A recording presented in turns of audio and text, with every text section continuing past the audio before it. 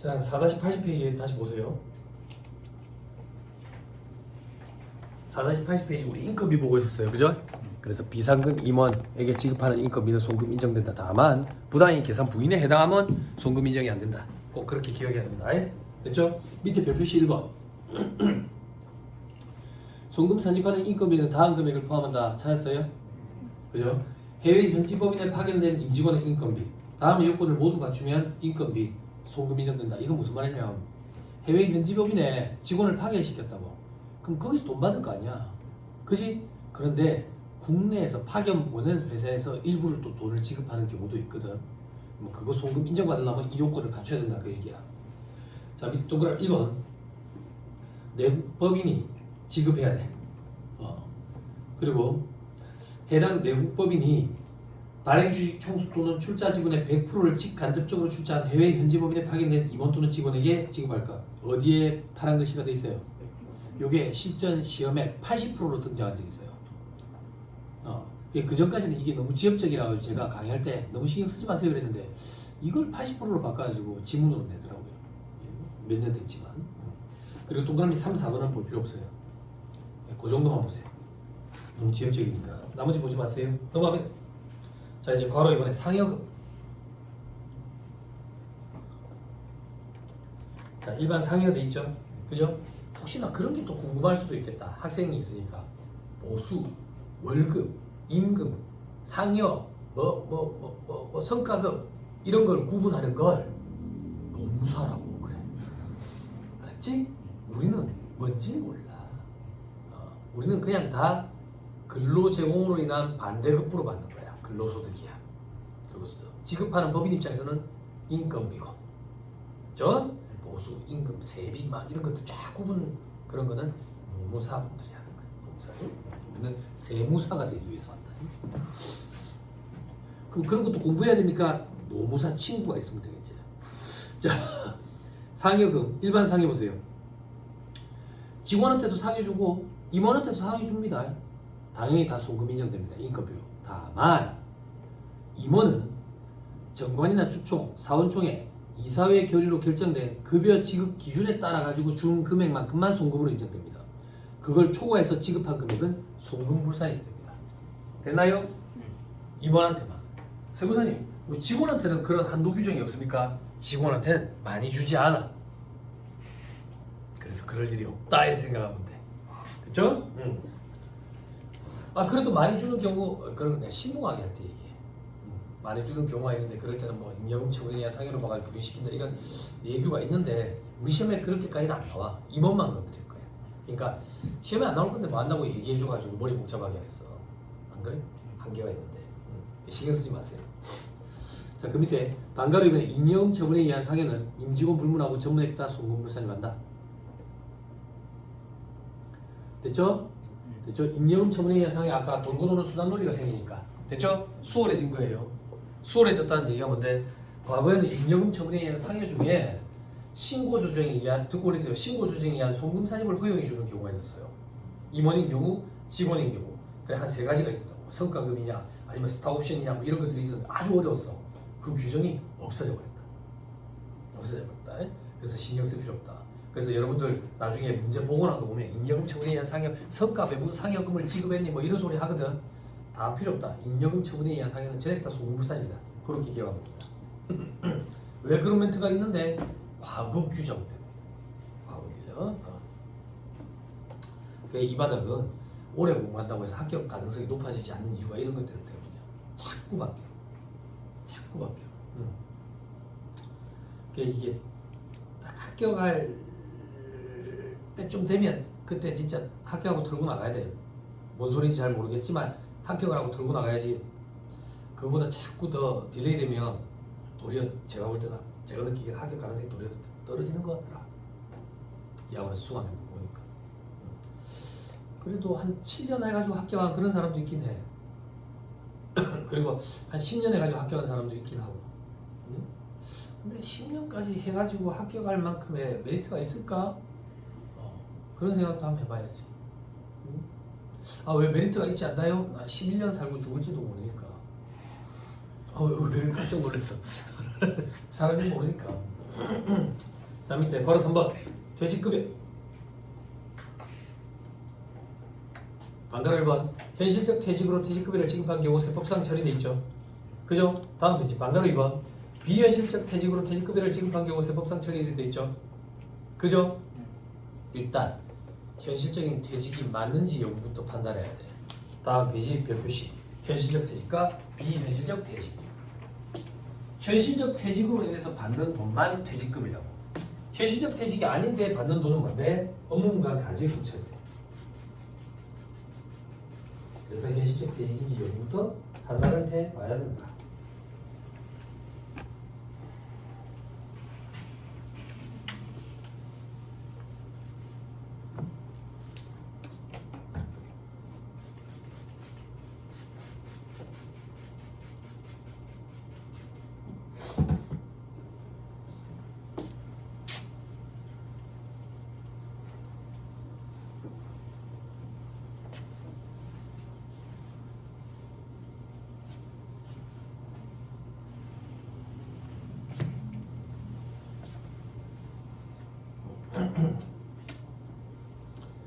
자 밑에 현실적 퇴직으로 보는 경우에 직원이 해당 법인의 임원으로 취임한 때 돼 있죠. 그죠? 직원이 임원으로 취임하는 것은 취임하는 것은 현실적인 퇴직이라고. 무슨 말인지 모르겠지?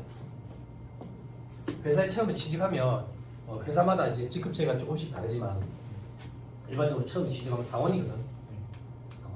그 다음 이제 대리가 돼. 2등병, 1병, 과장, 상병. 상병이 뭐 하더노? 2등병 갈구드제. 과장은 이제 신입사원을 갈구는 직급. 과장님 계세요? 차장, 부장. 여기까지가 일반적으로 직원이야. 그리고 이사, 상무, 전무, 부사장, 사장, 이런 걸 임원 이렇게 표현한다고. 그래서 부장에서 이사를 달면 임원으로 취임하게 돼.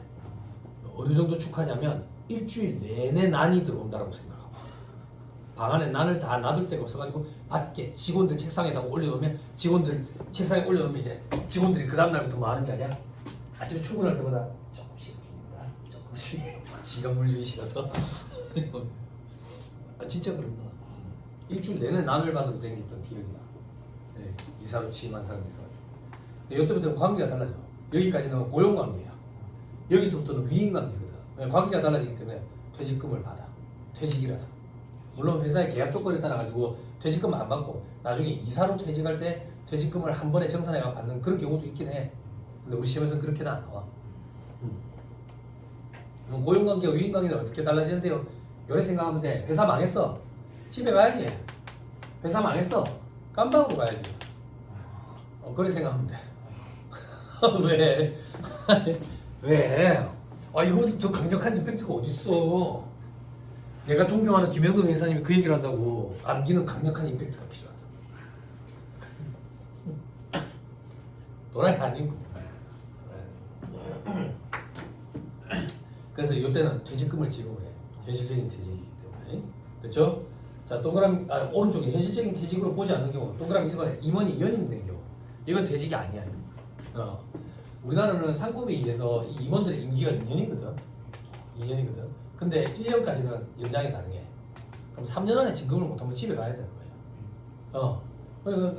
그래도 임원 한번 해볼 만하다 하거든. 차가 나와요. 임원을 닮은. 지금 모르겠어요. 현업에서 실무 강의할 때마다 요즘엔 차 뭐 나옵니까? 물어보면 다들 대답을 안 해줘. 그래서 모르겠어요. 제가 직장 생활할 때 보면 이사는 이제 그거 서민 5명이 타는 차가 나왔어요. 그래 얘기하더라. 나 예전에 나 첫 차가 서민 3명이 타는 차였거든. 중고로. 그래도 뉴가 붙었어. 뉴가. 그 중고로 600만 원짜리를 아는 동생한테 910만 원에 샀지.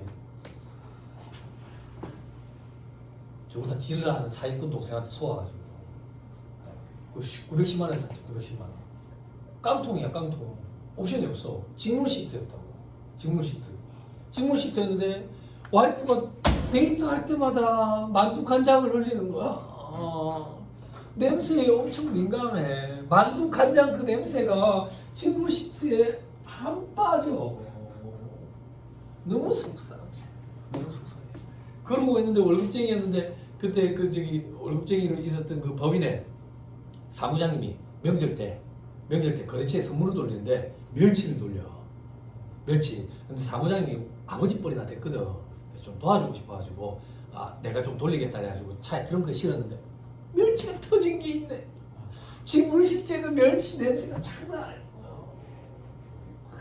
전생에 최악인 거야. 그때 사람들이 나한테 그러더라. 성이 3명이 타는 차라고. 그래. 성이 5명. 상은 그랜다이저, 오피러스, 에쿠스 플러스 기사, 종무팀 과장, 직급이. 사장님의 사촌 동생. 말 조심해야 돼. 말 조심. 조심해라. 이만 해놓으라.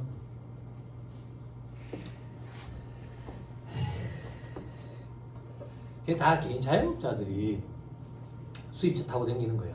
우리나라 보는 눈이 많아가지고 다 국산차고, 과용차 이런 것도 다 국산차고, 개인 자영업자들이. 그래서 업무용 수용차 규정이 등장한 거야.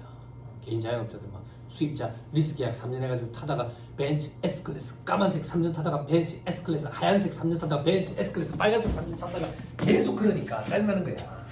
정률법 공부했잖아. 5년 정률이 0.45이거든. 3년 동안 정률법에 의해서 상각하면 거의 90% 이상이 상각이 된다고. 그러면 경비 처리하고 차 바꿔가 또 타고. 그게 싫어서 업무용 수용차 규정이 등장을 했고 법인세법에도 있고 소득세법에도 있어. 길에 가다 보면 자동차 번호판 보면 뭐 개구리 색깔이 뜨지? 그거. 왜 개구리 색깔로 했는데? 부끄럽게 하려고. 그런데 람보르기니는 잘 어울리더라. 안 부끄럽고.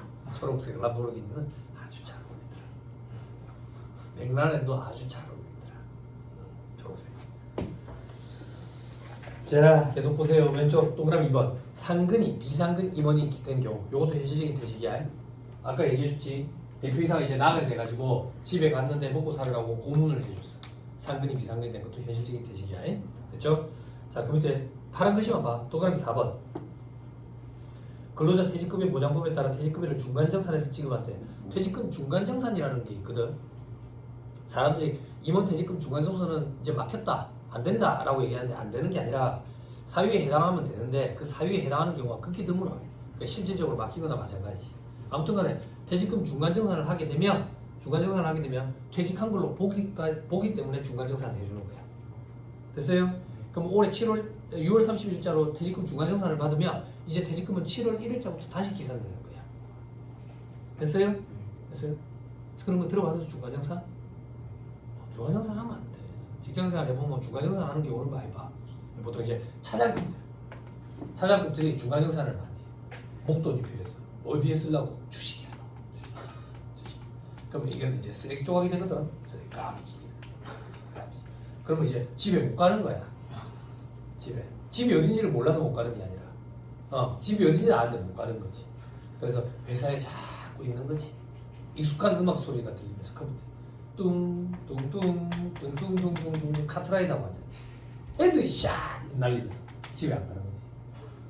쓰레기 조직이지. 퇴직금 중간정산 때문에 한강에 많이 찾아가. 한강에. 우리나라에 주식하면 안 돼. 우리 개미 투자자들 그 뭐 얼마 돼서 기관이 움직이는 돈이 다라고. 그지? 괜히 그 분위기에 휩쓸려가지고 그래가지고 돈 꾸르지. 돈 꾸르고 나면 본전 찾고 싶은데 본전 종잣돈이 부족해서 본전이 안 되거든. 그지? 주변에 친척 어르신들 돈까지 끌어들인다고. 근데 내가 무슨 투자 기법이 있어서 또 말아먹거든. 그럼 이제 한 방으로 버린다고. 그 한 방이 뭔데? 과세상품 쪽으로 가는 거지. 상한가 하한가가 없는 과세상품. 그럼 되나? 거기서 꼬라박지. 꼬라박으면 이제 강원랜드에 가가지고 몸에 있던 그 2개 중에 1개를 놔두고 되지. 눈이 2개니까 눈 1개 놔두고 차도 놔두고 신장도 1개 놔두고 이렇게. 그래갖고 이제 한강으로 가는 거야. 그 사람들이 자꾸 한강에 모이니까 한강에 아빠 다시 생각해보세요. 부산 사람들이 너무 모니까 낙동강으로 가야지. 이제. 근데 뭐 우리나라 주식 시장이 뭐 저평가돼 있다며. 그래서 뭐 앞으로 뭐 자꾸 뭐 더 오를 거라면서 그렇겠지. 잠깐 한 적이 있어요 주식. 잠깐 한 적이 있고 안 해요. 왜 안 하는데? 아 나는 알아요. 나에겐 그런 운대가 없다라는 거. 로또 복권 예전에 2,000원 할 때 있잖아. 2,000원 할 때 5개 하면 10,000원 있잖아. 로또 복권 숫자 몇 개 고르는 거지? 5개 골라요? 6개 골라? 6개. 그럼 6개 5판이면 몇 개 골라? 30개 고르잖아. 근데 하나도 없어. 그 나는 알아. 나에게는 그런 운대가 없는 거야. 그 돈으로 차라리 정기구이 통닭을 사 먹는 게 나아. 그렇지? 안 그래? 그걸 안 사먹고 자꾸 로또 복권을 하면 이제 낙동강으로 또 가는 거야. 아니면 화장실 변기물에 코박고 이제 그렇든지. 자, 중간정산 때문에 문제가 많았는데 아무튼 퇴직금 중간정산도 현실적인 퇴직이 맞으니까 중간정산 해주는 거예요. 됐죠? 됐죠? 나머지는 볼 필요 없습니다. 앞으로 돌아오세요. 자, 그래서 괄호 3번에 반가를 번 현실적인 퇴직이 맞아. 그래서 회사에서 돈을 지급해 줬대. 그러면 직원이든 임원이든 인건비니까 퇴직금이니까 전액 다 송금 인정해 줘. 됐나요? 다만 임원에 대해서만 한도 규정을 갖다 대. 왜? 퇴직금을 몰빵해서 받아갈 수 있거든. 몰빵해서. 들어보세요. 왜 몰빵해서 받아갈라 하는데 월급을 많이 받아가면 4대 보험 때문에 싫어해. 그럼 퇴직금으로 받아가면 어떻게 되는데 똑같은 금액을 근로소득세 계산 구조에 넣었을 때랑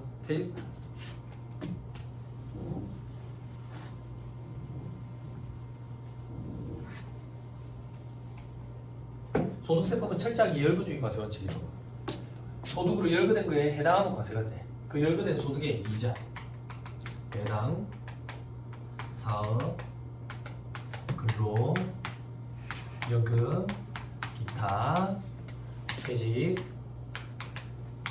양도소득입니다. 똑같은 금액을 근로소득이랑 퇴직소득에 집어넣었을 때 퇴직소득세가 근로소득세보다 상상 그 이상으로 많이 차이 나게 적게 나와. 그래서 직장생활을 하던 도중에 4대 보험이 겁이 나가지고 돈을 일부러 적게 받고 있다가 퇴직할 때 몰빵으로 한 번에 받아갈 수 있다고. 그래서 한도 규정이 생겼어. 한도가 2가지라고 돼 있죠? 아니, 2가지라고 돼 있어? 순위가 정해져 있다고. 1순위, 2순위. 그걸 지금부터 하는 거야. 잘 따라와야 돼.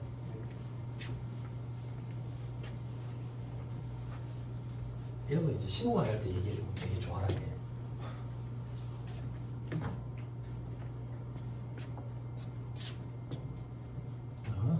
법인이야.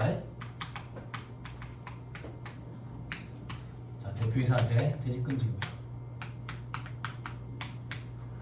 대표이사 집에 보내자. 퇴직금 지급. 퇴직금 명부. 근데 현실적인 퇴직이 맞아. 됐죠? 그래서 1,000원을 지급해. 1,000원을 지급하면 우린 지금 어디 하고 있는데 법인세법 하고 있거든.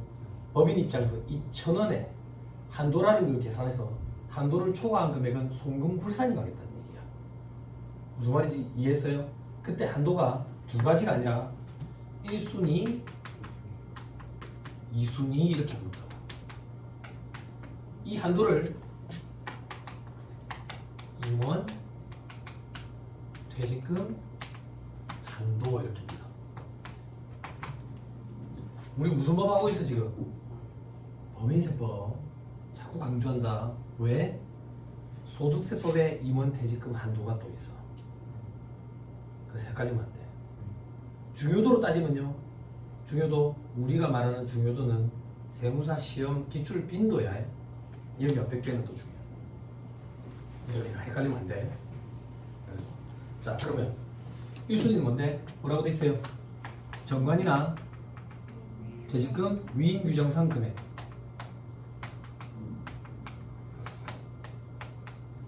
됐어요? 2순위는 뭐라고 돼 있어요? 사실이 있죠. 그죠? 저를 봐봐. 현업에서 나중에 일을 해보면 법인의 정관이나 퇴직금 위임 규정 다 있어. 없는 회사 없어. 그렇지만 출제 교수님들은 이순이 이 계산 산식을 물어보고 싶어해. 그래서 우리 시험에는 정관이나 퇴직급 위임 규정상 금액이 없다라고 주어진다. 그럼 실무 강의 때는 어떤 얘기하는데 이 위임 규정이라는 얘기는 위임을 줬다는 얘기지. 주총으로 위임을 줬는지 이사회로 위임을 줬는지 효력이 있는지 없는지 그런 거 얘기한다고. 주총으로 위임을 줘야 돼. 이사회로 위임을 주면 절대 효력이 없어. 그럼 뭐 규정이 없는 거나 마찬가지야. 이 순위로 넘어간다고. 그러니까 세법은 실무, 이론, 별개 이런 거 없어. 그냥 세법은 세법이야. 세법은 세법. 할게요. 자, 이제 2순위는 1순위가 없을 때 2순위야. 우리 시험에는 항상 얘가 없다고 나온다. 혹은 다른 거 물어보고 싶으면 얘가 있다라고 그냥 주어질 때도 있어.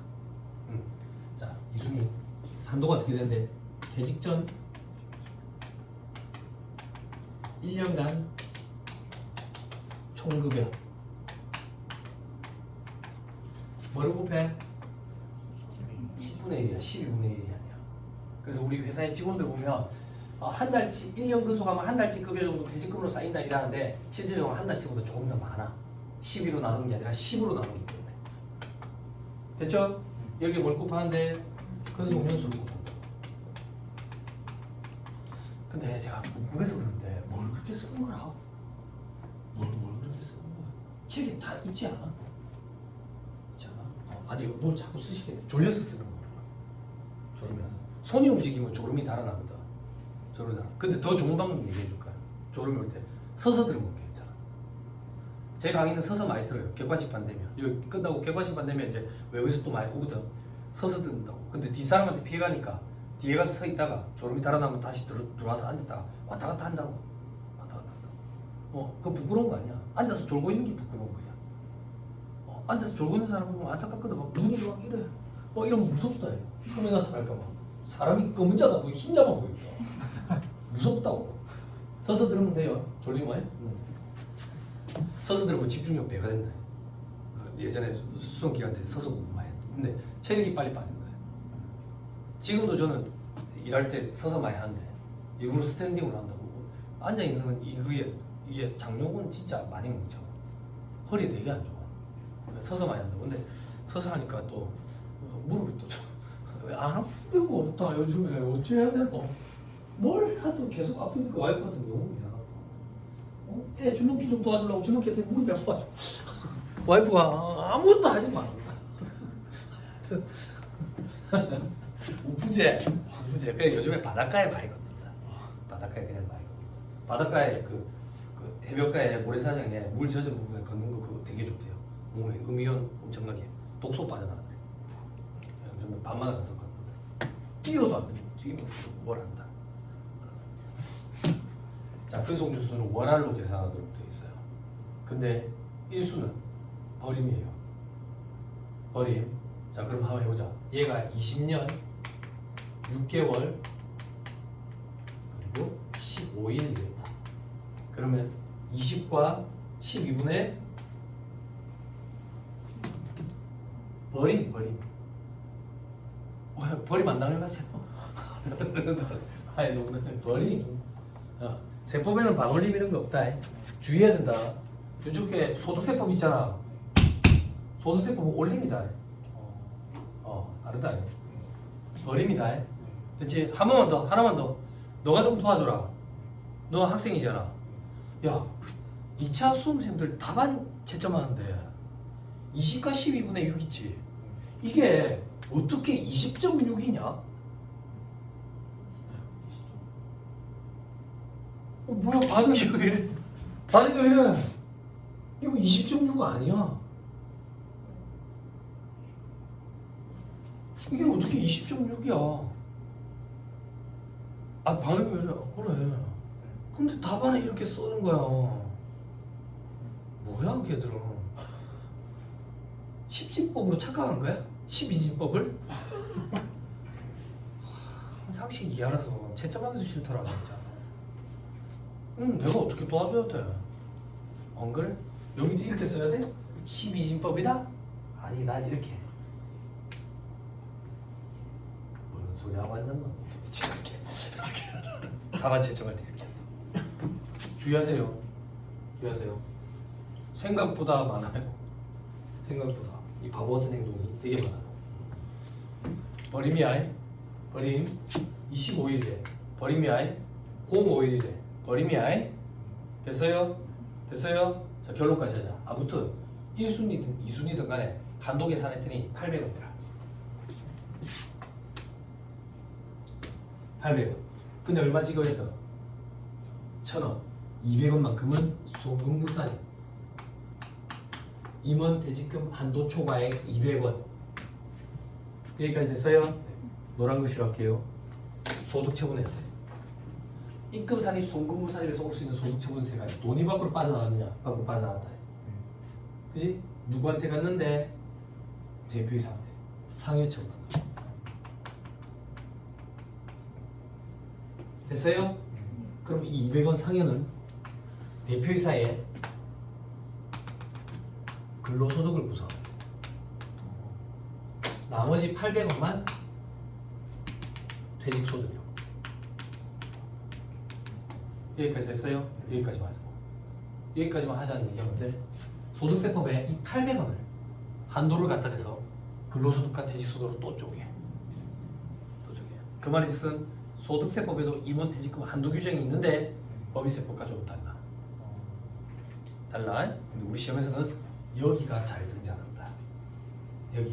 여기는요 몇 년에 한 번이다. 오케이? 오케이? 됐어. 네, 제가 현업에서 실무를 할 때는 양쪽을 동시에 보죠. 동시에 보죠. 그래야지 실무할 때도 필요하니까 이번 퇴직금 한도 관리 때 가지고. 됐나요? 그렇죠? 자, 그 밑에 1차 시험에서 뭘 건드렸는데 밑에 별표시 1번 총 급여액의 범위 여기. 퇴직 전 1년간 총 급여액의 범위 별표시 1에 다음을 제외한 금액을 말한다. 얘들은 제외해야 돼. 동그라미 1번 소득세법상 비과세되는 근로소득. 이게 뭔데요? 아직 공부 안 했으니까 모르지. 근데 많이 주워 들은 거 있다. 식대 비과세, 자가운전 보조금, 차량 유지비 비과세 이런 거 있지. 그지? 그런 것들이다 라고 생각하면 돼. 그런 건 제외한다 그 얘기야. 그 다음 동그라미 2번 송금 불사입 때는 인건비. 동그라미 3번 인정상해. 인정상해 어디서 들어봤어? 소득 처분할 때 상해되면 인정이란 말을 붙였지. 왜? 그냥 상해랑 구분하기 위해서. 그지? 그러면 상해로 인정상해라는 얘기는 송금불산입 상해네. 그러면 동그라미 2번이랑 같네. 요렇게 기억하면 편해. 동그라미 2번, 3번은 송금불산입 되는 상해. 됐어요? 그죠? 자, 그 다음 동그라미 4번 퇴직으로 인해서 받는 소득으로서 퇴직소득에 속하지 아니하는 소득도 있죠. 그죠? 자, 이건 어떤 거냐면 듣고 올리세요. 소득세법상 이 800원을 가지고 한도를 또 갖다 댔지. 만약에 한도가 600원이라고 가정할게. 소득세법상 한도가 임원퇴직금 한도가 600원만 퇴직소득이야. 200원 근로소득이라고. 퇴직으로 인해서 받은 소득 중에 퇴직소득에 속하지 아니하는 소득. 요거 얘기하는 거야. 됐어요? 그죠? 오케이.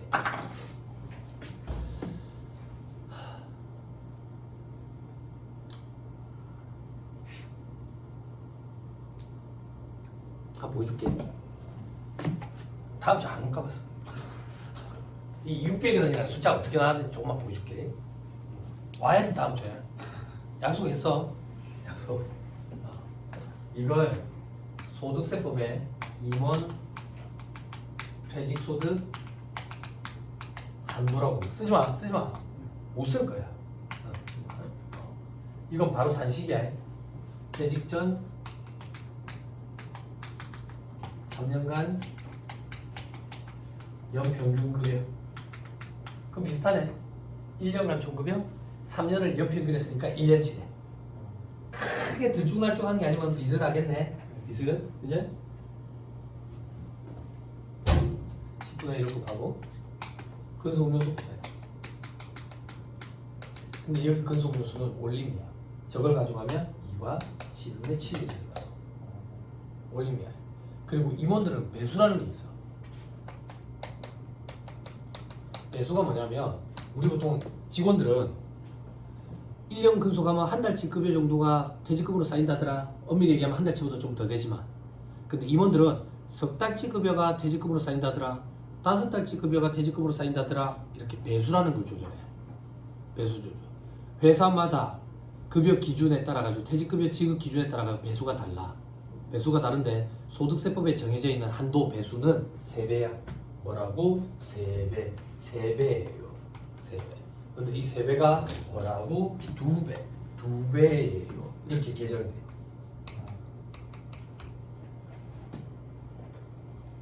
여기까지만 보여주니까 일단 비스무리하니까 할만하죠? 그죠? 이제 못하게 해드릴게요. 이 2배 개정이 2020년에 일어나. 세법은 소급 적용을 안 해요. 오늘자로 이 임원이 퇴직을 한다 그러면 2019년 12월 31일까지 근속했기 때문에 받는 퇴직금에 대해서는 3배 곱한 거랑 비교를 해야 되고, 2020년 1월 1일 이후 근속했기 때문에 지금까지 근속했기 때문에 받는 퇴직금에 대해서는 2배 곱한 거랑 비교를 해야 돼요. 근데 소득세법상 임원 퇴직 소득 한도 규정이 2012년에 생겨. 세법은 소급 적용을 못해. 그래서 이 임원이 2011년 12월 31일까지 근속했기 때문에 받는 퇴직금에 대해서는 한도를 안 갖다 대고 다 인정해줘. 2012년 1월 1일부터 2019년 12월 31일까지 근속했기 때문에 받는 퇴직금에 대해서는 3배랑 비교해야 되고, 그 이유권은 2배랑 비교해야 돼. 뭘 아야? 안 할란다 아직. 그니? 응. 근데 현업에서는 필요해. 그럼 이거 현업에서 어떻게 합니까? 프로그램에 산식이 세팅이 돼 있어요. 그래서 집어넣으면 값을 계산해줘요. 값을 계산. 그러면 할 필요가 없네요. 그럼 너도 필요. 프로그램이 필요하지요. 그래? 맞다 틀려도 구분할 줄 알아야지. 그래? 프로그램 누가 만드는데? 세무사들이 만드는데. 그런 거다라고 생각하면 돼. 요걸 보여주니까 어떤 느낌이 들지? 아, 요만큼은 껌이구나, 이런 느낌이 들죠. 그걸 보여주기 위해서. 여기까지 하면 어려운데 요만큼만 내가 보여줬잖아. 요거만 해도 충분해. 요거는 소득세법의 퇴직소득 파트에 있는데, 여기는 어느 정도냐면 제가 법인세 강의할 때 각 사람 소득 금액까지가 거의 90% 했잖아. 나머지 띄엄띄엄 못 냈지. 소득세법에서 띄엄띄엄 보는 파트. 너무 스트레스 안 받아도 돼. 퇴직소득세 계산 구조 되게 복잡해. 환산 누진공제 붙어 있고 뭐 근속률수 공제 이런 거 있는데 되게 복잡해. 현업에서 일할 때는요, 더 좋다는 도전 세무사 사람단들 세무사람 프로에 계산사식이 세팅이 돼 있어. 그러면 진짜 필요 없는 거 아닙니까? 생각해봐. 퇴직금 이렇게 됐어요. 퇴직소득세 이렇게 나왔습니다. 왜 이렇게 나왔는데요? 도전에 집어넣는데 그렇게 되던데요. 세무사람 프로에 그렇게 되던데요. 필요가 없는 거야. 안 그래? 챗 GPT 5.0이 필요한 거지.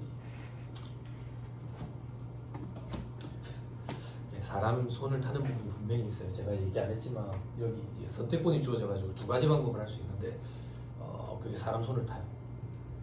실무 강의할 때도 사람 손 안 타는 거, 이런 거 산식 써주면 실무 강의할 때 안 좋아해요. 프로그램 다 세팅돼 있는데 사람 손 타는 것만 제가 강의를 해요. 사람 손 타는 부분이 있어요. 그런 건 나중에 이제 퇴직소득세 할 때 언급을 드릴게요. 그 전에 이제 집에 갈 사람이 많으니까. 원래 회계에 금융자산 파트를 하고 나면 그 다음 주에 사람이 반으로 줄거든. 반반 남잖아.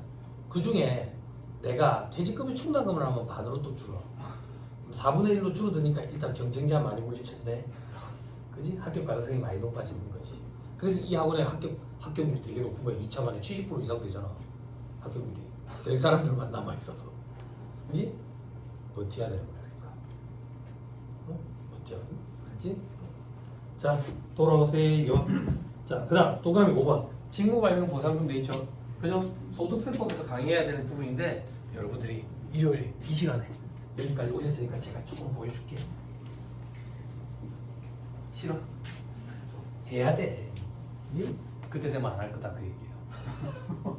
지금 했으니까. 여러분 했던 거 기억나죠? 이러고 넘어갈 거예요.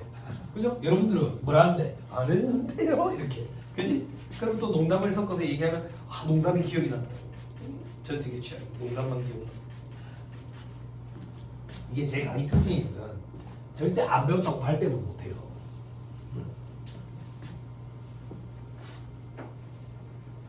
이거는 안타까운 우리 나라 현실을 보여주는 규정이다라고 생각을 하면 되는데 제가 이 규정이 처음 등장했을 때 이 규정이 등장한 배경에 대해서 들었을 때 제가 깜짝 놀랐거든. 소름 돋았어.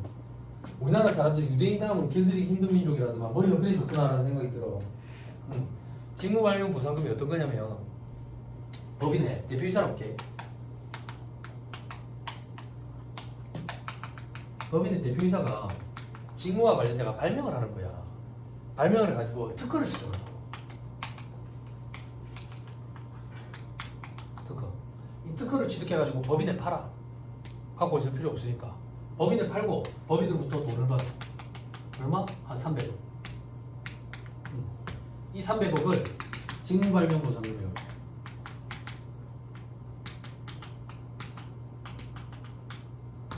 그럼 직무발명 보상금 과세를 어떻게 하는데? 대표이사 개인이잖아. 소득세법이네. 열구주의 과세 원칙이잖아. 열구되어 있지 않았어. 그런데 이 특허권을 법인 말고 외부에 팔잖아. 그럼 기타 소득으로 과세됐어. 법인에 팔면 과세 제외된다고. 과세 제외. 그래서 대표이사가 법인의 이익 인정을 빼갈 때 이 방법을 쓴 거야. 그러다 보니까 어떤 일이 벌어졌냐면 우리나라 중소기업체 대표이사들은 다 발명왕인 거야.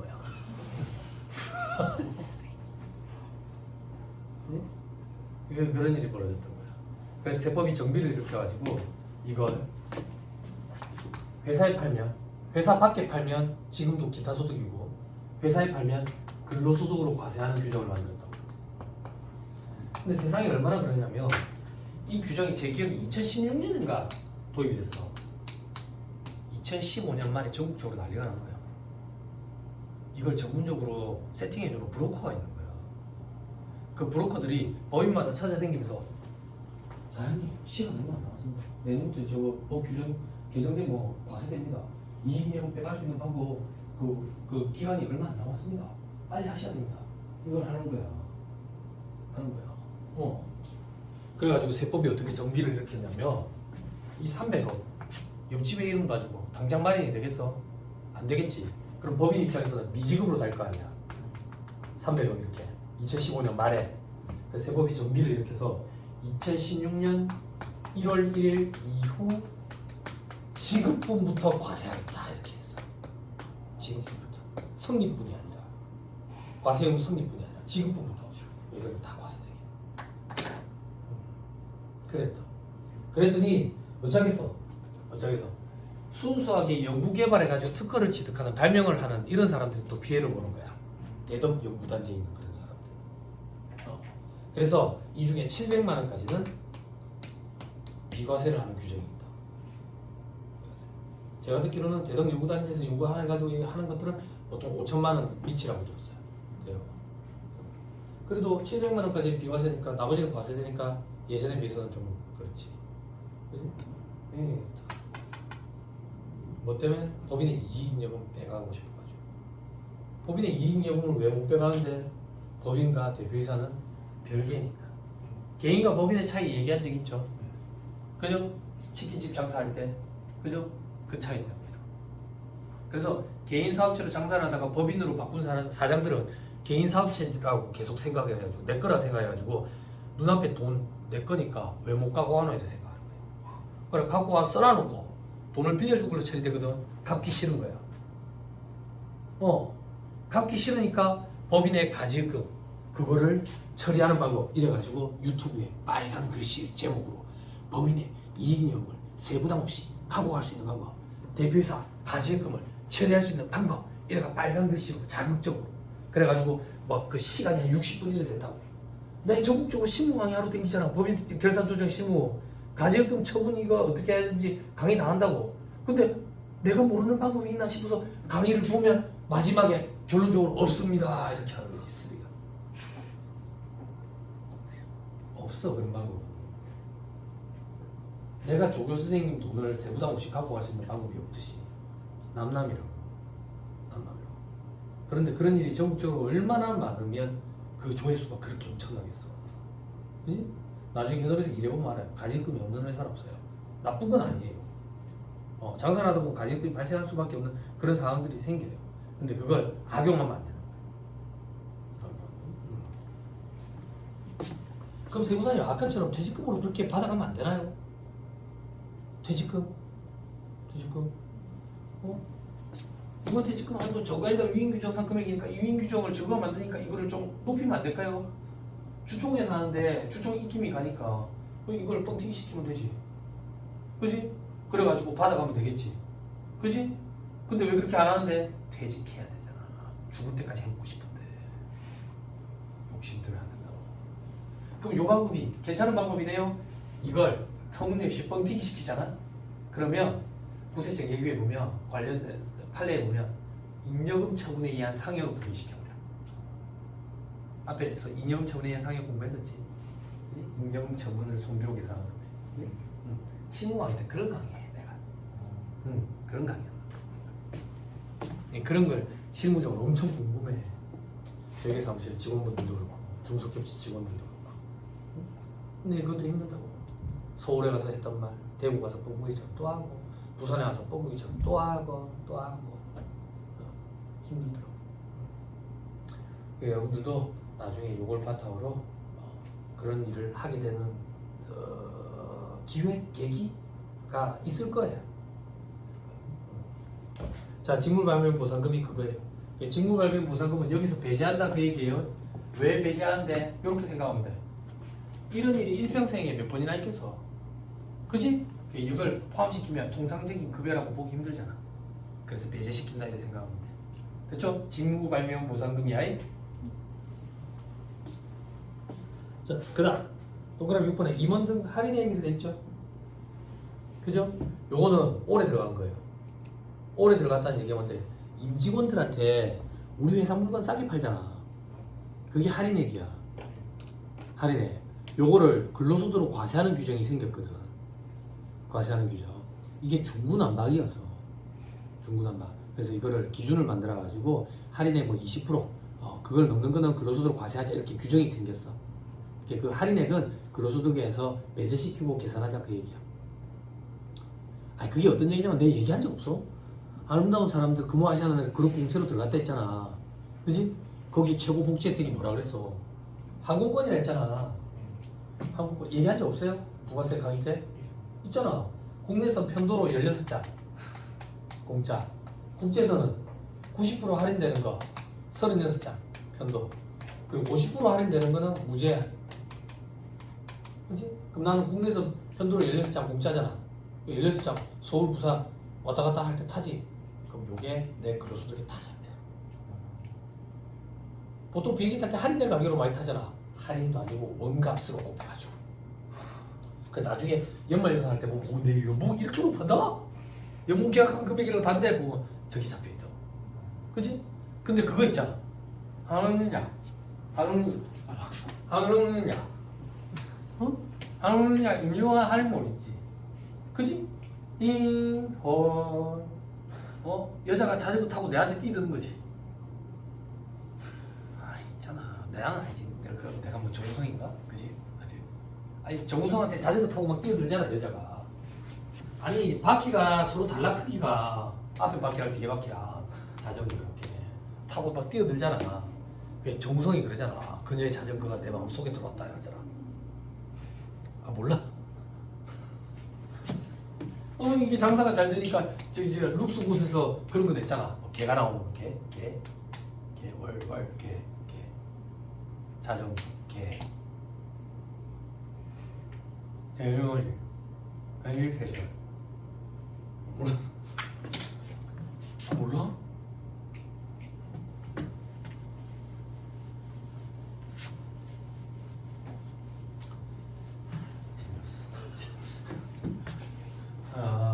그래서 막 할인해가지고 사잖아. 그거는 과세 안 돼. 해남사 있잖아. 해남사.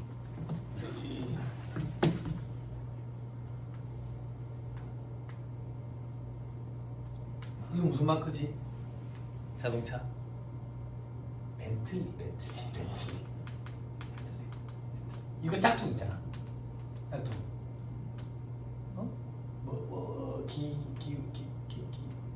기원전인가? 있잖아. 그거 짝퉁이잖아. 아, 몰랐어? 엄청 예뻐. 차 색깔이 로즈 골드야. 차 색깔이 S 클래스보다 좀 더 커. 한 3억 중반이라지. 요거는 1억. 짝퉁이니까. 근데 짝퉁 치고는 비싸지. 그지? 그 에어백이 잘 안 터져. 사고 날 때 각도를 잘 맞춰야 돼. 아니면 차는 멀쩡한데 사람만 굴러가지고 죽어버린다고. 아니 세계적으로 비싼 차들은 차는 박살나는데 사람은 걸어 나오잖아.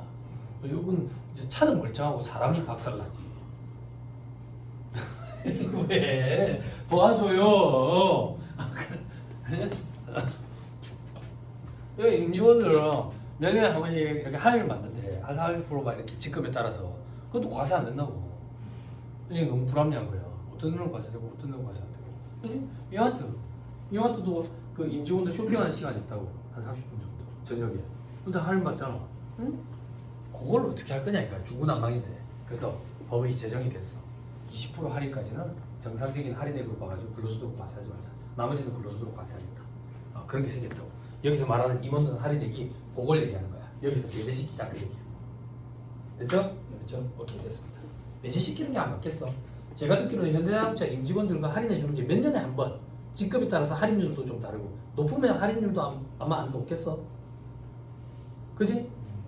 높으면 높을수록 좀 비싼 차 타야 안 되겠어? 덜 죽기 위해서. 아니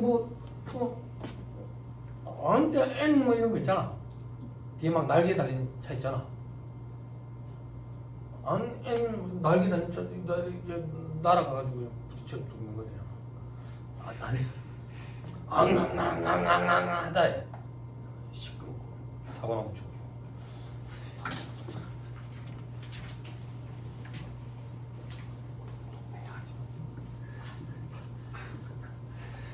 오토바이 옛날에 마우라에 구멍 뚫어가지고 타는 것도 아니고 이게 뭐야.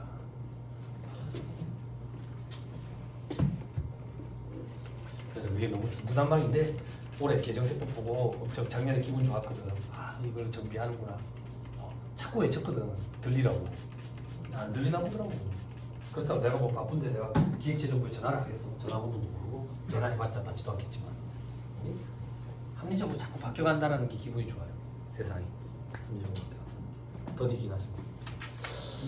됐습니다. 자, 그 밑에 별표시 이번에 1개월 미만은 절사. 버림이라는 얘기다. 됐지요? 됐어요. 넘어갑니다. 인건비 관련 세무조정비인데 밑에 반가로 이번에 비현실적 퇴직 요거까지 보고 합시다. 복리후생비까지 보고 합시다. 자, 비현실적 퇴직으로 퇴직급여 지급한 경우에 세법상 처리돼 있죠. 칠번 보세요. 요것만 하고 쉬어드릴게요.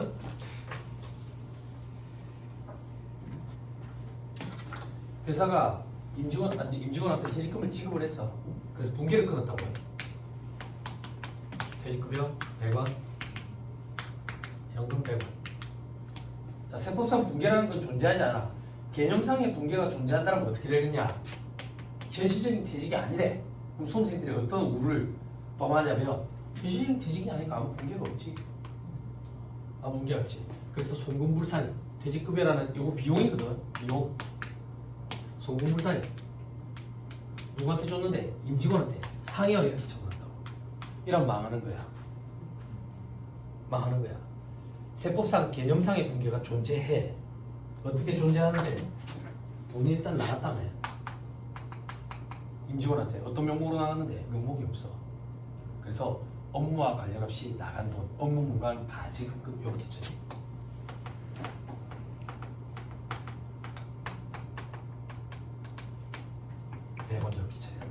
얘는 자산이야, 자산. 그래서 송금불산이 100원 상여가 아니라 유보 이래야 돼. 됐어요? 그리고 저 업무무관 가질금에 대해서는 법인세법상 불이익이 있어요. 듣고 올리세요. 나중에 정리될 거니까 쓰지도 마세요. 지급이자 송금불산이라고요. 인정이자 계산하고요. 대손충당금 설정 대상 채권에서 배제되고요. 대손금으로 송금 사용도 안 돼요. 이 네 가지가 법인세법상 특수관계에 대한 업무무관 가지금 불이익이에요. 이걸 2차 시험에는 서술형으로 쓸 수 있어야 돼요. 그때는 그렇게 될 거예요. 됐죠? 자, 그 다음 조금만 더. 자, 회계 쪽으로 일을 해본 적이 없다. 혹은 직장생활 해본 적이 없다. 가지금이 뭔지 모른다. 가지금이 이런 거다. 처음 들어보지? 가지금. 너 때문에 하는 거다 그러면. 사장님이 아침에 출근을 했는데 술 냄새가 풀풀 나. 술 냄새가 풀풀 나. 우리는 격리 담당자야. 사장님이 와서 그래. 금고에 가 20만 원만 갖고 와봐라. 사장님 그 20만 원 어디 쓰시려고? 내가 니한테 그런 것까지 얘기해야 되나? 갖고 오라면 갖고 와야지. 갖다 준다고. 무슨 명목인지 모르겠어. 분께 끊어야 될 거 아니야. 그럴 때 쓰는 게 가지급금이야. 20만 원 이렇게. 정말이 농담 아니야. 농담 아니야. 꽁트가 너무 재밌지? 밥 먹고 맨날 그런 생각만 해. 어떤 꽁트를 꾸며가지고 얘기해주면 뇌리에 탁 박힐까? 다 스톤이라 했는데 새겨줘야 되는데. 그지? 그래놓고 점심을 먹고 났는데 저 사장님이 뭐 점심을 뭘 잘못 먹었는지 웃으면서 들어오는 거야. 그래서 슬타가 사장님 근데 아침에 그 20만 원 어디다 갖다 쓰셨는데요? 그러니까 그래? 그 거래처 경조사비로 줬다. 경조사비. 그러면 지우개로 깨끗이 지우고 여기를 접대비 이렇게 하는 거야. 혹은 역사 속에 사라졌으니까 기업 업무 추진비 이렇게 하는 거야. 됐어요? 됐어요? 안 됐어요? 됐죠? 결국 가지급금이라는 거는 나중에 실제 명목이 뭔지를 찾아서 결산 과정 전에 실제 계정으로 바꿔놓아야 되는 임시 계정이야. 돼요? 여기까지가 회계상 가지급금 개념이에요. 세법은 계속 존재할 수도 있는 거예요. 가지급금 정리가 안 되면 다음 연도로 이월돼서 계속 넘어간다고.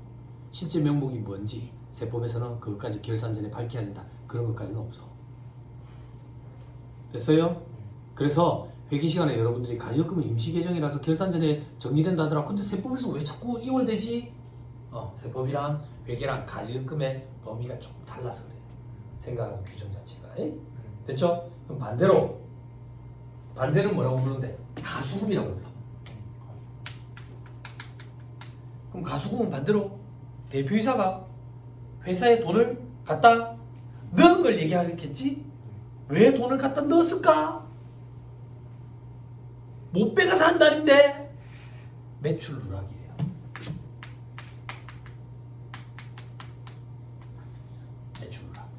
매출 누락이 무슨 말인데?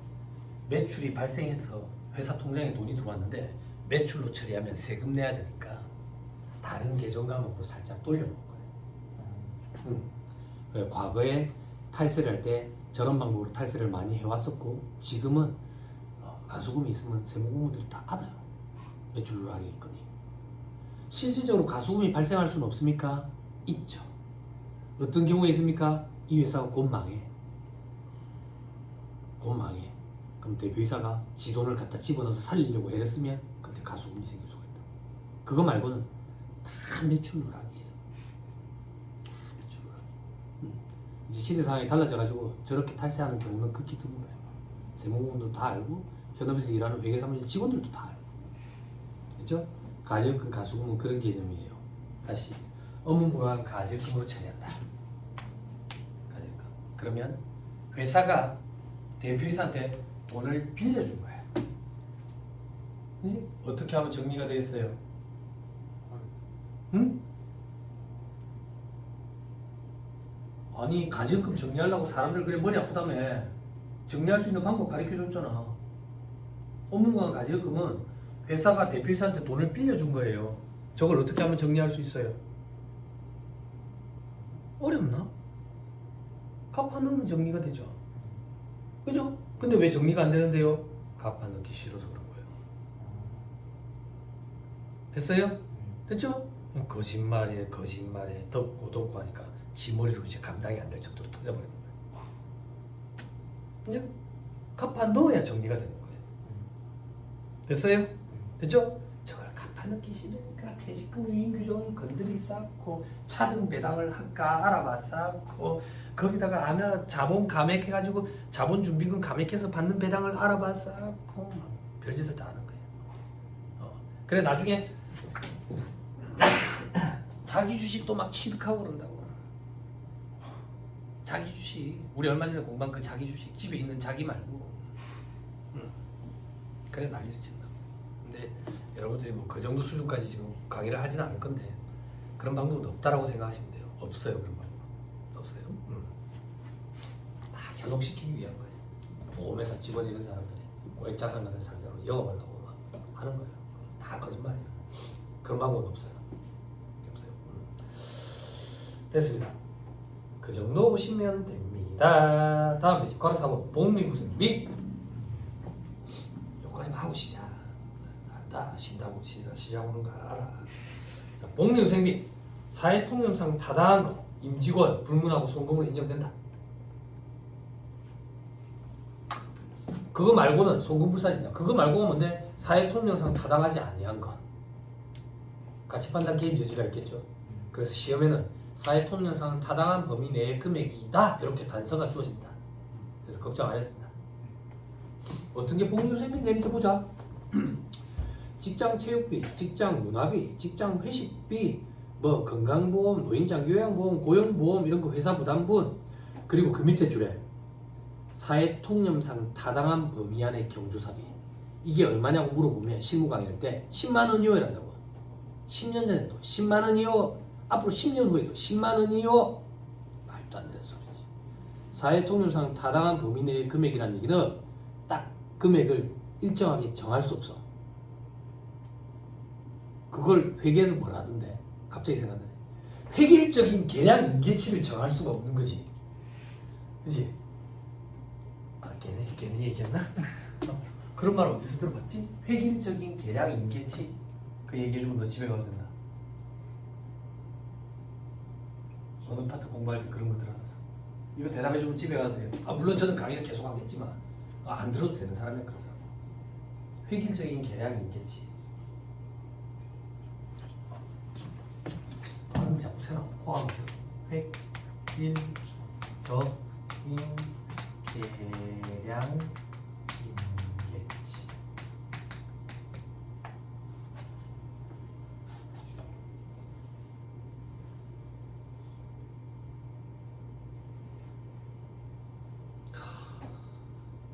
정말 책을 안 보는 거. 어제 여러분들이 자꾸 저한테 얘기했잖아. 중요성 얘기했잖아. 중요성. 획일적인 계량 인기체를 정할 수 없다고. 사전에. 시험에 나와요. 시험에 나와요. 책 좀 찾아봐. 그러니까 얘기를 해주면. 이게 무슨 말인지 알죠? 모르죠? 알죠? 모르죠? 자, 봐봐. 강력한 임팩트가 필요해, 암기는. 자, 우리가 사장이야. 자, 아침에 출근했어. 아침에 출근했는데 이거 봐라. 여직원이 아침부터 엎드려 자고 왔는데 야, 정신 안 차리나? 어디서 자고 있노? 울고 있는 거야. 자는 게 아니라 왜 그래? 왜 그래? 사장님 죄송해요. 아, 얘기해. 괜찮아. 얘기해. 괜찮아. 왜 그러는데? 아, 100만 원이 빵꾸가 났는데 어디에서 빵꾸가 났는지 모르겠어요. 그러다가 이제 알아. 어떻게 하면 찾아. 너 옷부터 벗어라. 뒤집어서 팔탈 털어야지. 못 찾으면 죽는 줄 알아. 왜? 우리 1년에 200만 원 넣는데. 응. 100만 빵꾸 났어. 엄청 중요하지? 자, 다시 달라졌어. 내가 누군데? 병상에서 갑자기 일어나가지고 무덤에서 일어났어. 돌아와. 그네 할아버지야. 그네 할아버지가 아침에 출근해. 울고 있는 거 왜 그래? 회장님 100만 원 빵꾸 왔는데 어디서 빵꾸 왔는지 모르겠어요. 회장님 그런다고 잡손실 처리해라. 잡손실 처리해. 그치? 이게 중요성 요건이라고. 중요한지 중요하지 않은지는 획일적인 계량 인계치로 100만 원이라고 정할 수 없다고. 100만 원이 넘으면 중요한 거, 100만 원이 안 되면 안 중요한 거, 그런 걸 획일적인 계량 인계치라고 그러잖아. 이걸 미리 사전에 정할 수가 없다라는 말이 맞는 말이지. 중요성 요건에 찾아봐라. 시험에 나온다.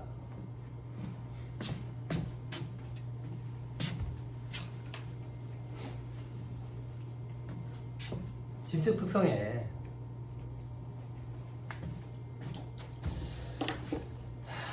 예, 됐어요.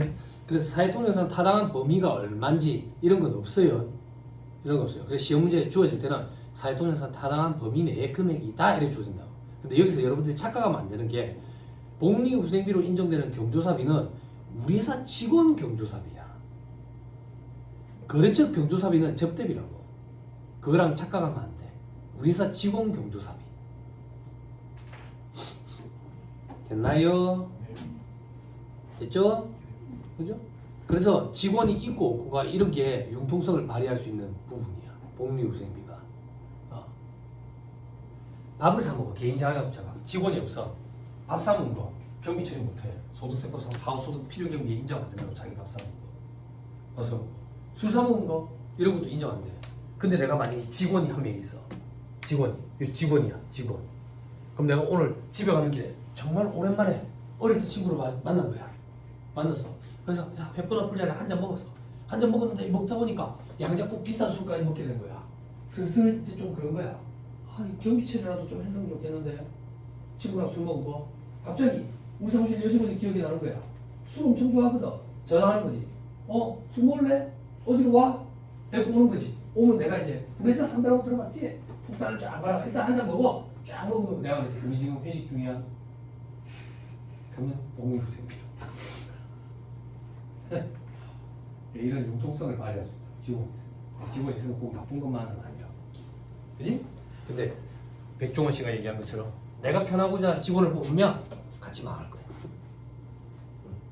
고객의 양질의 서비스를 제공하기 위해서 직원을 뽑으면 같이 잘 될 거고. 같이 잘 될 거고. 근데 보통 안 그렇더라.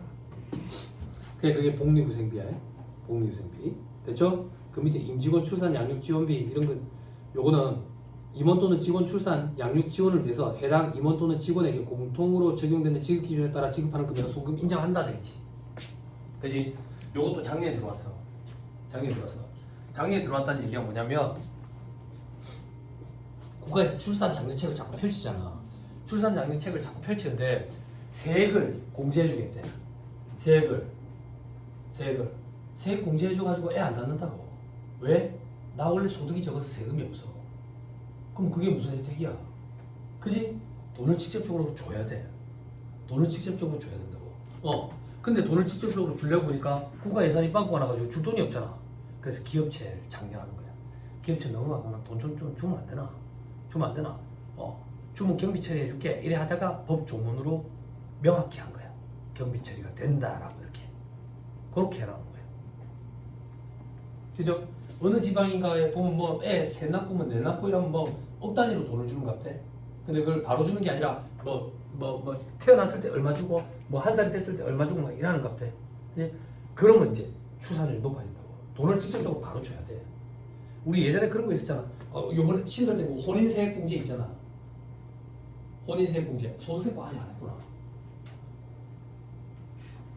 혼인세액공제 둘이서 결혼한다고. 둘 다 직장생활 했었어. 직장생활 하다가 결혼을 하면 세금 50만 원을 공제해준대. 그럼 합치면 얼마야? 200만 원이요. 그지? 근데 우리 둘 다 소득이 적어서 원래 세금이 없었어. 그러면 공제 얼마 받아? 아니, 이런 게 필요가 없다고 주시는 거야. 이런 게 생생하게 규정밖에 안 된다고. 그래서 직접적으로 효과를 낼 때는 당장 손에 돈을 지급해줘야 돼요. 제가 생각할 때는 그래요. 혼인세액공제라는 게 처음 등장한 게 아니야.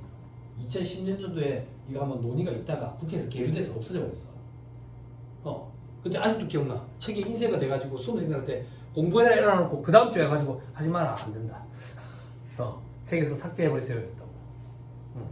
그때도 50만 원이었어. 이런 게 뭐 너무 비판한 건 아니지만 뭐 제가 정확한 용어를 쓰는지 모르겠지만 포퓰리즘에 입각한 그런 것들.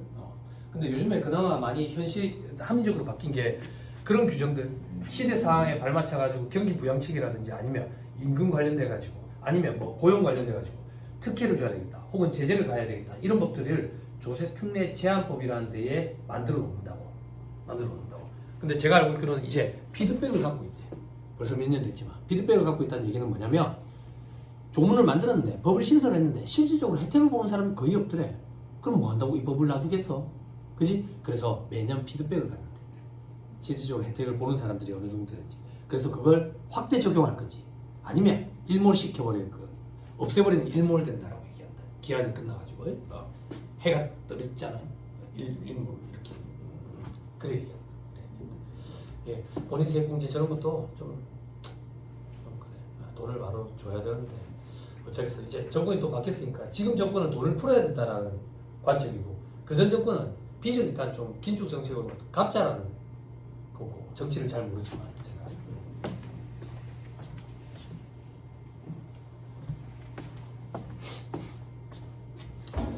그래요. 그래서 정부에 돈이 없어서 못 주면 회사 너거라도 자체적으로 돈을 주면 전체 다 송금 인정해 줄게. 그러니까 좀 줘라 그 얘기야.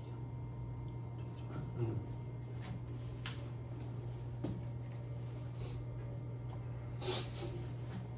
요즘에 텔레비 선전 보니까 무슨 타이어? 셋 남은 타이어가 공짜 이러대.